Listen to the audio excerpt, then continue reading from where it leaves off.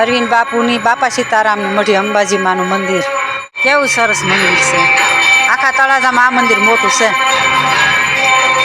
અરવિંદ બાપુનો આશ્રમ દેવલીવાળા.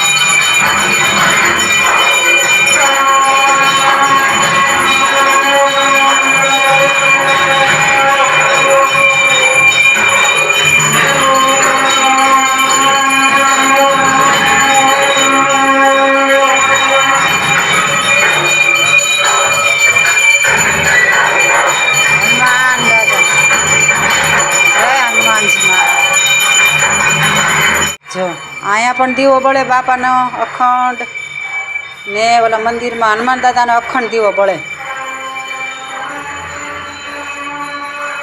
બાપુને ધન્યવાદ દેવો પડે.